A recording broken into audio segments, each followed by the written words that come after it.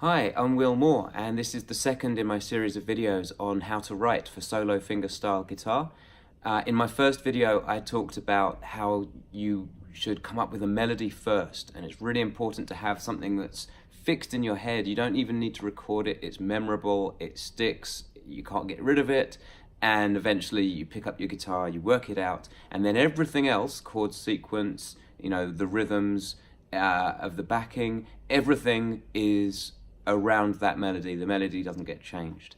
I want to look at the opposite of that approach. I don't think there's one approach that is what you should always do when you're writing. I think the best stuff happens in so many different ways. There isn't one way that always works, or at least for me there isn't. And I'm not an expert, but I've found that lots of different things happen when I try and write, so I'm trying to share those with you. And this approach is all about coming up with a backing first, maybe a chord sequence or a structure that really sort of works. In the first case I'm going to show you, it's just a fingerstyle pattern, a kind of plucking pattern that inspired my piece of music that is called Valentine's Road.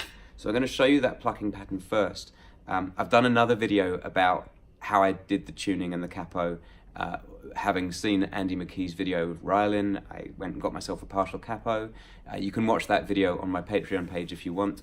But yeah, I've got myself into an open tuning. I've got a capo on 4 of the strings, and I was just fiddling around, and my fingers kind of fell into this little pattern.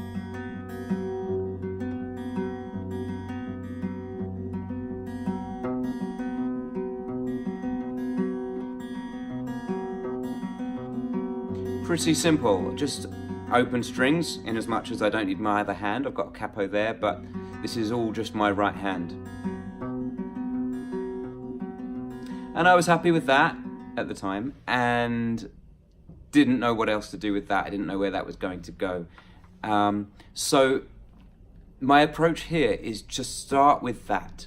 There's no melody, there's no idea of what the song's going to sound like. You just find something by playing, and then what I would do, what I did with this song, and what I've done 2 or 3 times with songs, is to just carry that around in my head. When I'm walking down the street, walking the dog, going out to pick up some shopping, that little backing is in my head, and just over time, I'm not really forcing it, little bits of melody that fit with that will stream in. You don't have to kind of think, oh, do I need a major third there?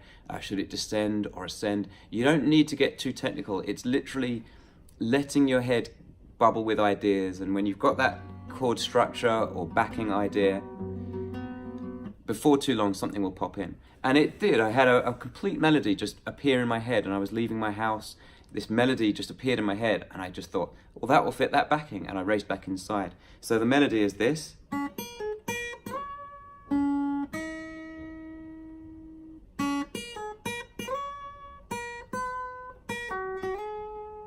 Took me a little while to put them both together because that backing uses most of my fingers and all but one of the strings, but it was possible, so here's how they sound together.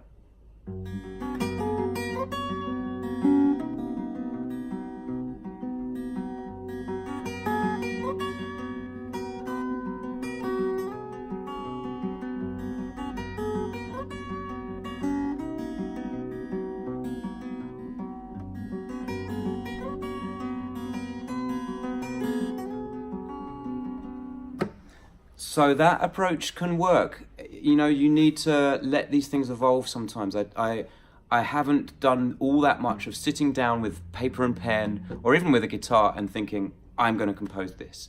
These things evolve over time, but that approach, backing first, then melody, has worked on a number of tracks for me, rather than having a melody and then figuring everything else out around it. I've got one more track where I did the same thing.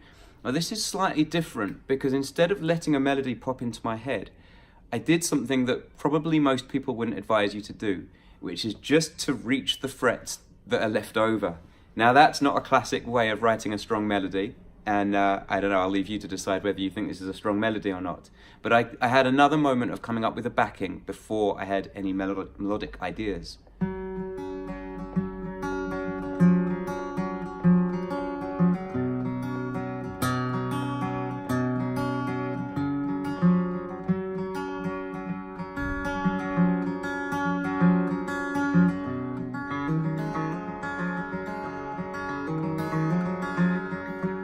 So again, I got that backing into my head. I worked it out and let it go around my head. But rather than a melody popping in or evolving, I literally just reached the frets that were left available to me, because there weren't that many. My hand's already fairly involved in that. In the other pattern, there was a lot, well, my left hand was completely free. There's a lot of freedom to move around. In this one, my hands are tied to the fourth and fifth frets here, and the third fret as well. So I literally had to use the fingers that were available to me and the frets that I could reach to get a melody together, and this is what I ended up with.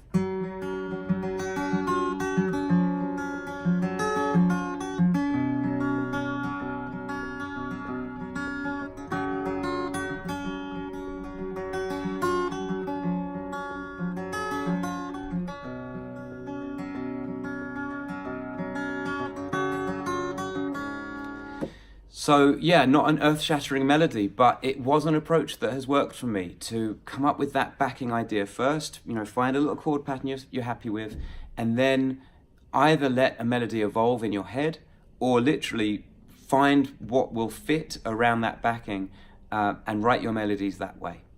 Thanks for watching. I will be back with another approach to writing for fingerstyle guitar pretty soon. If you're looking for more videos in the meantime, check out my other videos on YouTube. I'm also on Patreon, and there's some free videos there too. Plus, I am on Facebook and Insta, all the normal social media. Go check me out. Type in Will Moore Guitar into Google. You will find me. See you soon.